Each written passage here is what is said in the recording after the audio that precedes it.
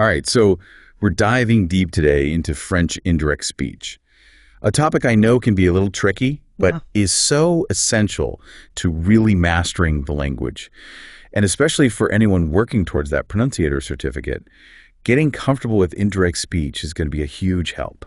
It really is, and it's one of those things that seems really complicated at first, but when you break it down and you understand the logic behind it, it becomes much easier to actually use it naturally. So for anyone who might need a refresher or who's just starting out, can you quickly explain what indirect speech actually is? Sure. Imagine you're at a cafe in Paris, and you overhear someone at the next table say, "J'adore ce film." So later you're telling your friend about it. You wouldn't say, "That person said, j'adore ce film." That would be pretty weird. Right. You'd probably naturally say something like, "That person said they loved the film." So you were reporting what they said without directly quoting them. And in French, that shift triggers some changes in the grammar. Okay, so that makes sense. Indirect speech is basically like reporting what someone said, but without directly quoting them. I get that. But pronunciator has so many grammar concepts. Why are we focusing so much on this one? Well, think about it. Indirect speech is all about conveying information in this more subtle and nuanced way. It lets you express things like distance or doubt or even disagreement without being too direct. It's really a key part of mastering the art of French conversation. So it's not just about passing a test, but really understanding how French is actually spoken. Exactly. And pronunciator knows that to really learn a language, you need to get the why behind the rules. Okay, I'm with you. So where should we start with all of this? Well, let's start with one of the most common things that changes. Pronouns. They often change to reflect who is speaking when you're using indirect speech. Wait, the pronouns actually change? They do. Can you give me an example of what you mean? Sure. Let's go back to the cafe. What if the person had said, "Je vais au cinéma ce soir"? You wouldn't tell your friend. They said, "Je vais au cinéma ce soir." You would change the pronoun and say something like, "They said they were going to the cinema tonight." Right, so you're just making sure the pronoun matches who's doing the action. Exact. That seems simple enough. Are there, specific rules about how pronouns change, or is it just kind of case by case? Well, it depends on the original pronoun and also the gender of the speaker in the reported speech. So, for example, je could become il or elle. It all depends on whether the speaker was male or female. Okay, so there's a little more to it than I thought. Yeah, it's not always a straightforward swap. But I think I'm starting to understand the logic behind these pronoun shifts. Yeah. Yeah. And since we're talking about logic and consistency, we should probably talk about how verb tenses change, because this can be a bit tricky. Oh yeah, verb tenses always get me. I know, but there's a system to it all. Just think about it this way. When you go from direct to indirect speech, you're moving the action back in time. It's like looking at the past from a different perspective. And that shift in perspective can mean you have to change the verb tense. So it's kind of like we're time travelers reporting back on what happened from a different point in time. That's a great way to think about it. So can you give me an example of how that works in practice? Of course. Let's say your friend at the cafe said, "Je visiterai le Louvre demain." That's future tense, right? But when you tell your friend about it later, you can't really say, "She said je visiterai le Louvre demain," because demain now means something different. I see what you mean. So instead, you would change the verb tense, and you might say, "Elle a dit qu'elle visiterait le Louvre le lendemain."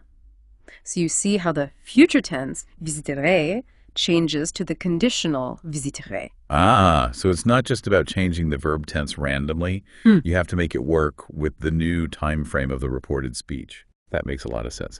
Okay, so we've got pronouns, verb tenses. What else is there? Well, we need to talk about the little words that connect the reporting verb to the reported speech. Conjunctions. Okay. And in French indirect speech, the most common one is que.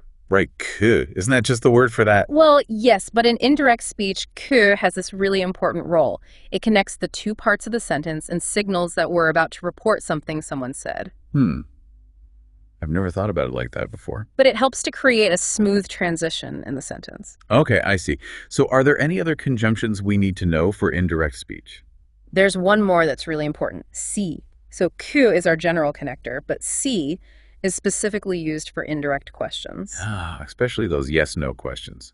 Pronunciator loves to test those on the certificate exam. They do. So can you give me an example of how that works? Sure. Imagine someone asks, "Est-ce que tu aimes le café?" To report that question indirectly, you would use si. So you could say, "Il a demandé si j'aimais le café." Got it. So Q is the general connector, and C introduces questions. That's the idea. Okay, Yeah. I think I'm starting to get a handle on these conjunctions. Great. And with those tools under your belt, you're already well on your way to mastering French indirect speech. Awesome. Yeah. This is great. It is. So much good stuff. Yeah. Welcome back. All right.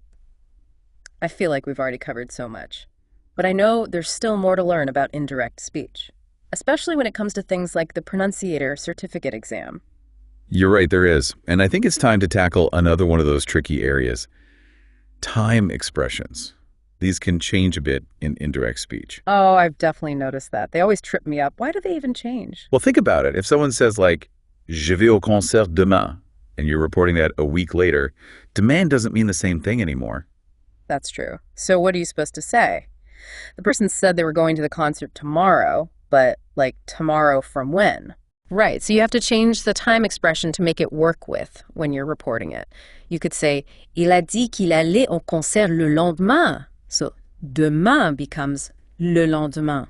Okay, so you're not just translating the words literally, but adjusting them to fit the new time frame. Exactly. I can see how that would be important. But are there other time expressions that change like that? There are a bunch. Aujourd'hui usually becomes ce jour-là. And here becomes la veille. There are a lot of them. That sounds like a lot to remember. The important thing is to understand why those expressions change. Then it's easier to use them correctly. That makes sense. It's always easier when you know the why behind the rules. Okay, so we've done time expressions. What about questions, indirect speech? Yes, questions. Those are important, especially for that pronunciator exam. So for yes-no questions, we use our friend C. Like, he asked if I spoke French. Exactly. But what about those other questions? The ones that start with qui or quoi or all those other question words? Good question. So those are called information questions. And they also change a bit in indirect speech. Instead of using esco or inversion, you just add the right question word to the beginning of the clause. Okay, can you walk me through an example? Sure. Let's say someone asks, où vas-tu? In indirect speech, you could say, il a demandé où j'allais. Oh, so you changed the word order a bit too. Yes. And you drop the est que. Got it. So you're basically taking the question and making it fit into the grammar of the reported speech. I like that. You're adapting the question to the new context. Okay, that makes sense. Time expressions, questions. What else can be tricky with indirect speech? Well, we haven't talked about negations yet. Oh no, not ne pas. Those are already confusing enough. Don't worry, negations in indirect speech are actually pretty simple. Really? Yeah, the ne pas structure stays the same. So if someone says, je ne comprends pas, I can just say, he said that he didn't understand. That's exactly right. Wow. Okay, that's a relief. It's nice to know that not everything changes in indirect speech. Well, there are still some other things, but we can save those for later. Later. I'm ready to keep going. What else is there? Don't worry, we'll get to everything. But maybe it's time for a little break. We've covered a lot of ground. I guess so. But I'm really starting to get into this indirect speech stuff. I know. But even the most dedicated learners need a break sometimes. You're right. Okay, a break it is. We'll pick it up again soon. I can't wait. All right, so I'm ready to jump back into those trickier aspects of indirect speech. The stuff that's really going to help me ace that pronunciator exam. That's the spirit. So I think it's time to unpack those bonus booster packs I mentioned earlier, the ones that can really help you level up your indirect speech skills. Booster packs. What kind of things are we talking about? Well, there are things like adverbs of frequency and possessive pronouns, demonstrative adjectives. Even the imperative mood changes a bit in indirect speech. Okay, so like a lot of stuff. There is. But since you mentioned the pronunciator exam, maybe we should focus on a couple of things that often come up, like the imperative mood and demonstrative adjectives. Okay, that sounds good. Wow. I definitely need to brush up on those. But can we quickly recap what the imperative mood is again? Sure. So it's basically about giving commands or making requests, like ferme la porte or donne-moi le livre. Right. Those are pretty direct. They are. So how do you make those work in indirect speech? Good question. You wouldn't say, he said, close the door. No, that would sound strange. Exactly. So instead of using the imperative directly, you usually switch to a verb like dire de or demander de or composer de, and then you follow that with an infinitive. So instead of giving the command yourself, you're reporting that someone else gave it. That's the idea. Okay. Can you give me an example? Of course. So let's take ferme la porte. You could say, Il m'a dit de fermer la porte. Right, so you're not just repeating the command, you're making it part of a longer sentence. Okay, I see. So that's the imperative mood. What about demonstrative adjectives? Those always seem a bit tricky to me. I know what you mean, but they're not too bad once you understand how they work. So these are words like sit, set, says, and so on, the ones that point to specific things. Right. And they often change a little bit in indirect speech. Oh no, more changes. It's not a big change. You usually just add la to the end of them. So like ce film becomes ce film-là.